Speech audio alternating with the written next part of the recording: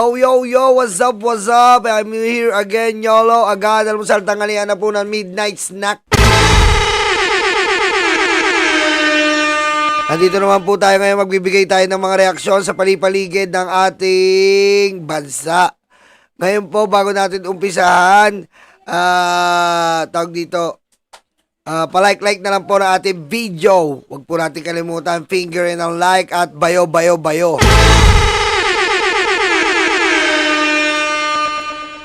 May papaalala lang po ako sa inyo, baka naman nakakalimutan na natin. Dati, eto naman po, nag-uumpisa na naman po ang ating impaktitang Vice Presidente sa panibagong korupsyon na kanyang tinatahak. Nyolo, ano ba itong panibagong korupsyon ang tinatahak niya?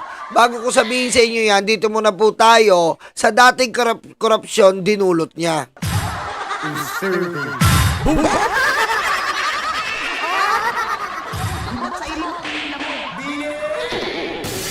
Okay? Dito muna po tayo sa korupsyon na dinulot niya. Ano po ba yun? Pakinggan nyo to.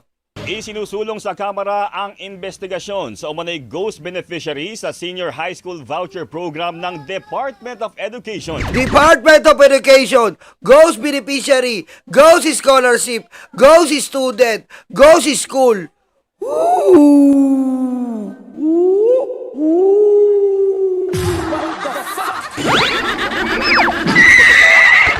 Hi friends and not friends.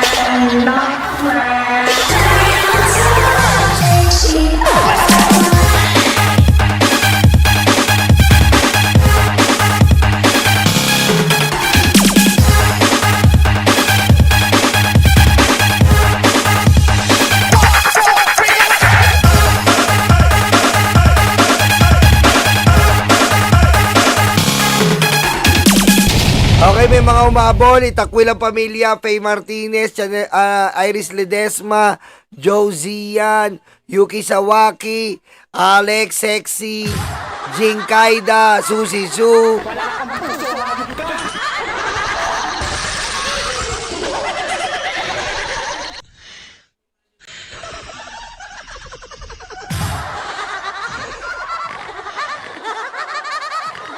Miss Calderon, shoutout. Ayun po nag-uumpisa na naman po, nag-uumpisa po ito dito po sa mga ghost, motherfucking ghost.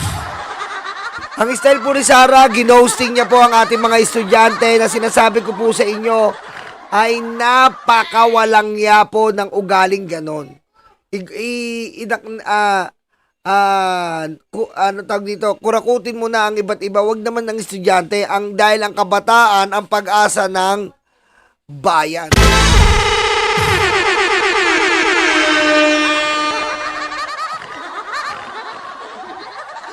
Pero kay Sara wala po. Kay Sara ang pera ng taong bayan ay nasa bulsa niya yan.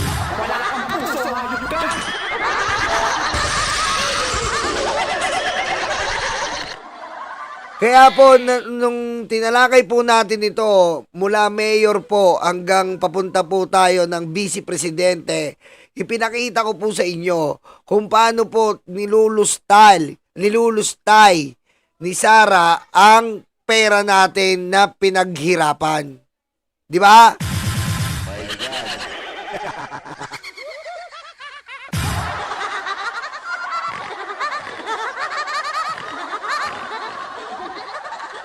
Diretso. Nagbabalita at nagseserbisyo sa Kamara si Pamela Vasquez. Pamela. Jeff, hinimok ni House Assistant Majority Leader Jill Bongalo ng House Committees on Basic Education and Culture at Good Government and Public Accountability na magsagawa ng joint motu proprio inquiry na sa naturang programa ng DepEd.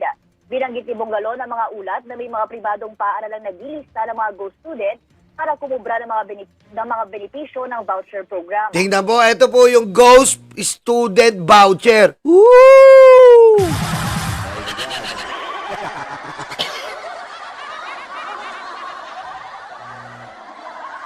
Pinalabas po ni Sara Duterte sa mga senior ay nakakatanggap ng scholar. May mga nakakatanggap ng scholar at bukod doon, kaya niya pinalabas yon para mapunta sa yung pera sa bulsa niya.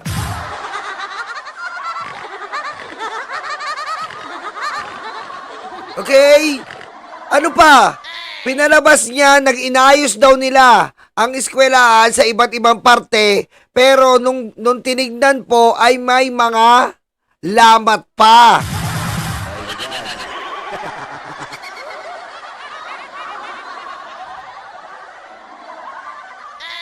Oh, tapos ano pa? Pinalabas niya na nagkaroon sila ng pinatayong eskwelahan, pero wala pala.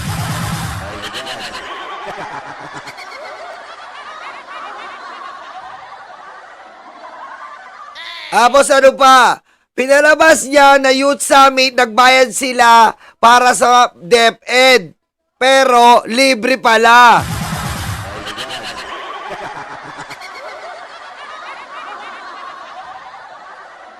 Tapos yan po ang gusto nyo maging presidente?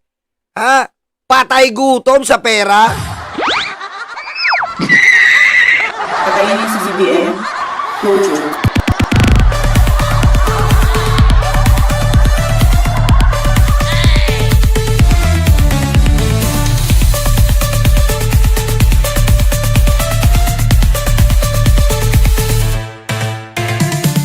Diretso natin para maintindihan nyo lang. Milyong-milyong pisong halaga rin kasi anyang nawawala sa pondo ng sektor ng edukasyon na dapat mga totoong benepisyaryo ang nakikinabang. Bagamat kinilala rin ni Bongalon ang nauna ng pag-iimbestiga ni Education Secretary Sani Angara sa 12 private schools sa sangkot umano sa naturang modus, mahalaga rin anyang masilip ito ng Kamara para makabuo ng mga panukala para hindi na maulit ang ganitong insidente. Kita mo? Ang tigas po ng mukha. Kunyari, nagbibigay sila ng voucher sa mga GOSI student scholarship, pero wala naman po. Biro nyo, parang nga nasisikmura yun, na ang kabataan ay sadyang ninanakawan.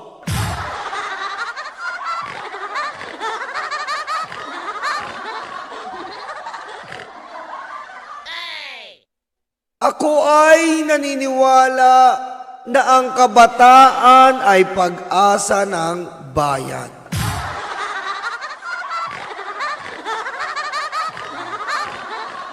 Yuki Sawaki, thank you. Ngunit, imbes na maging huwaran, siya ay naging gahaman.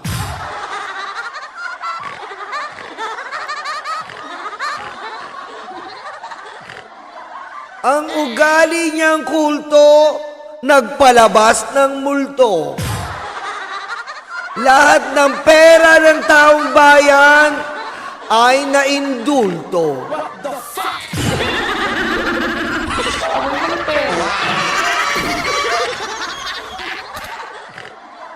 Ito po ang mahal naming pangalawang Pangulo na walang ginawa kundi mag-travel doon at dito.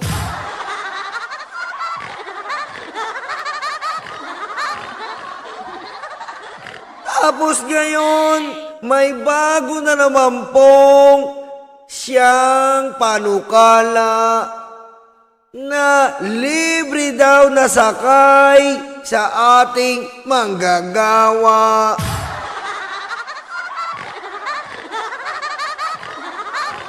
Pero paano natin masasabi na ito ay tunay dahil siya ay tiwali? Bow. Patayin mo si BBM. No joke.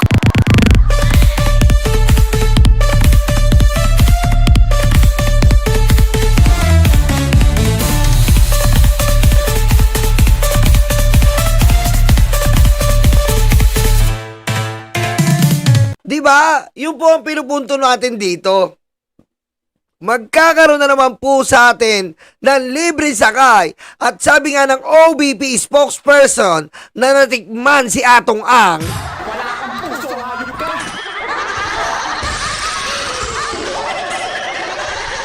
sabi nga ng spokesperson na natikman daw si Atong Ang dahil siya ay naging abogado nito, balak pa nilang i-extend. What the fuck?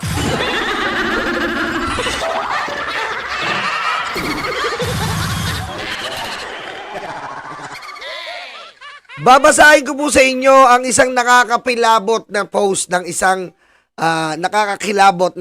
ng isang netizen at talagang mapag-iisip-isip po ninyo at mapagtatagni-tagni nyo po kung gaano po talaga kakurakot ang Sara Duterte na to. Sara libreng sakay. Ito na naman po ang bagong modus operandi.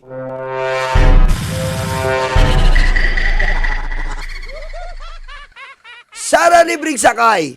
Are we being taken for a ride? Shit, English pala to.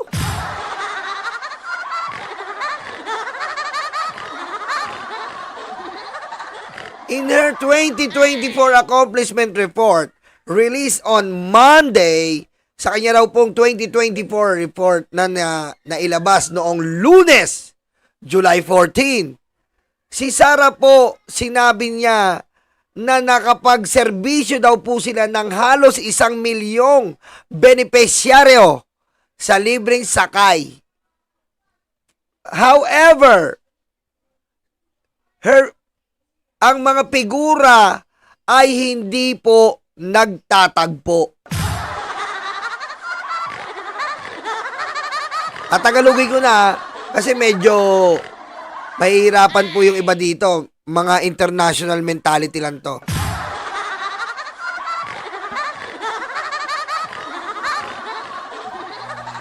Ang kanyang mga bus ay dapat magkaroon ng 2 biyahe sa isang araw. Sa oras ng alas 5 ng umaga hanggang alas 9 ng umaga at alas 5 ng hapon hanggang alas 9 ng gabi. Lunes hanggang Biyernes.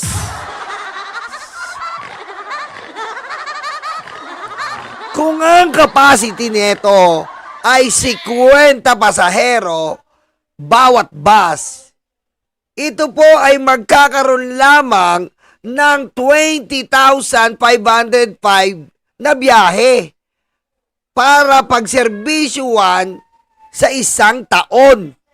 In 2024, sa 2024, si Sara po ay meron lang 7 buses sa Metro Manila, Cebu, and Davao.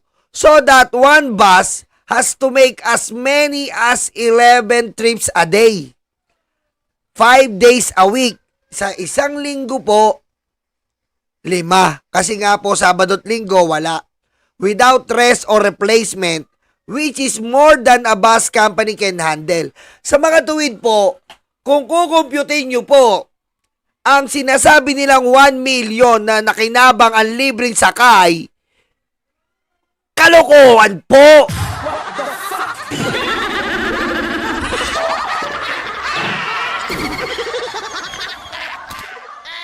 Diba? Kasi nga po, sa isang taon, sa 7 bases niya, 20,000 people lang ang mapagseserbisyuhan neto sa isang taon.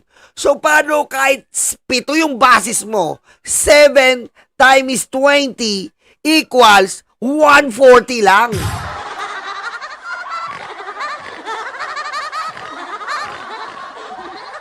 Diba? So, another fake news na naman po to ng impaktitang Diablita.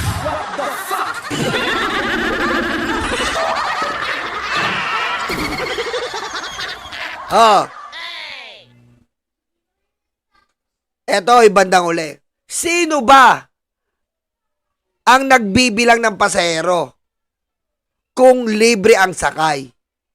Walang konduktor na nag-i-issue ng ticket.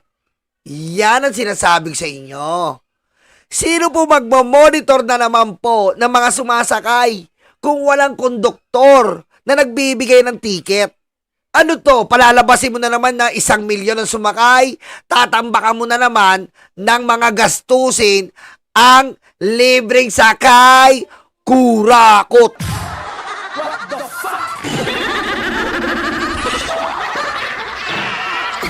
So, isa na naman po itong making of the movie The Ghost Passenger. This is the movie called The Ghost Passenger.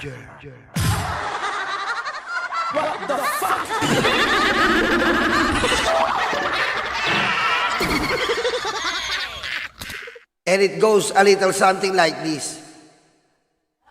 I came to terminal because my living's a kind.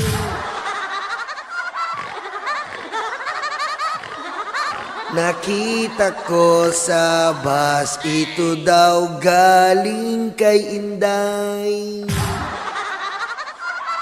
Wala naman ito na konduktor, basta sumakay ka agad sa floor. Ako'y nagtaka kasi di pa puno to. Binilang ko kami, 10 lang dito. Umaalis pala to kahit di pa puno. Tapos reimburse ni Sarah 1 million to. Oh no, another goes in the making away. Yes, it's so. Ang balas ni Sarah ay siskam pala.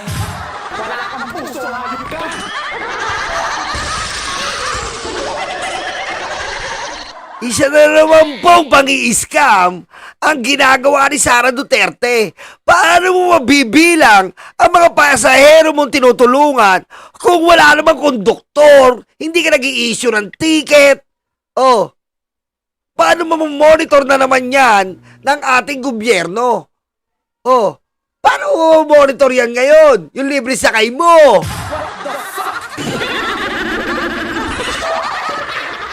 Papa Mel! Oh, paano mo monitor yan? Gagano mo na naman, sinakay, Mary Grace Piatos, Kokoy Villamin. Ano pangalan mo?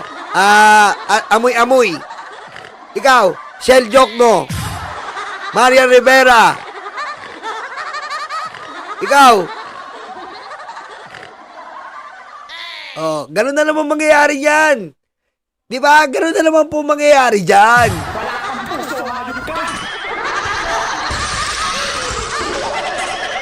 Ganun na naman po mangyayari dyan. Mga scam ni Sarah, kurakot na naman.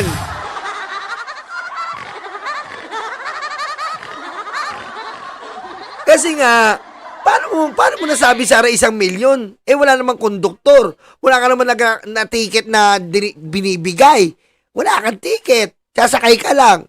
Oh, eto pa. We can say that the most beneficiaries are ghost passengers. Woo! Woo!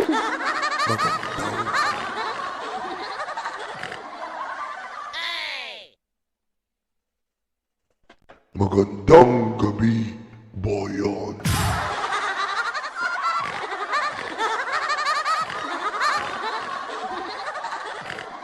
Nandito na naman po tayo sa Libreng Saka.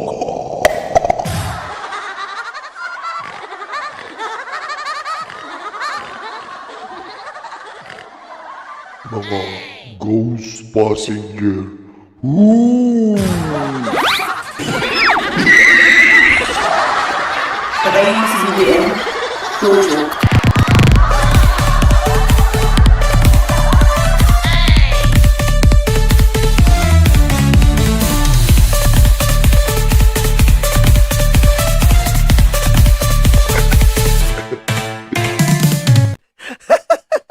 Ang likot ko, no? Pag nawala na naman ako, tignan mo. Ayan na. Sabi niya, we can say that the most beneficiary as ghost passenger. Last time, nung nakaraan, nakita ko na ang isa niyang bus ay walang laman.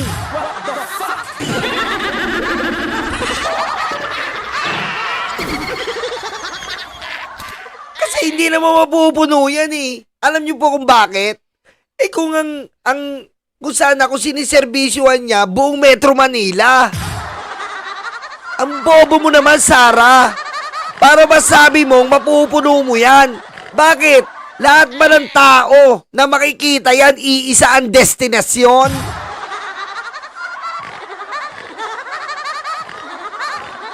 Ha? Lahat ba ng makakita ng OBP bus, iisa ang destinasyon? Lahat sila, halimbawa, pa-Commonwealth? Eh, paano yung pa-Cubao?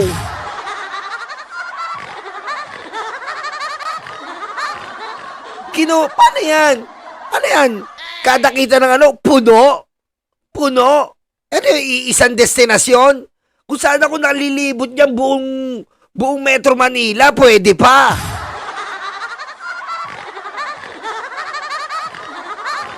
Oh, ayan na naman po ang panibagong korupsyon ni Sara Duterte na nakakadiri na po talaga. Pwe!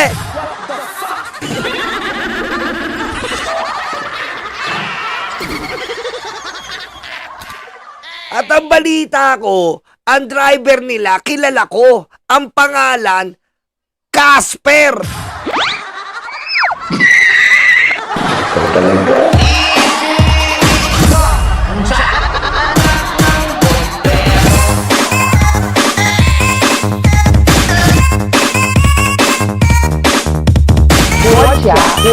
国家，出席习近平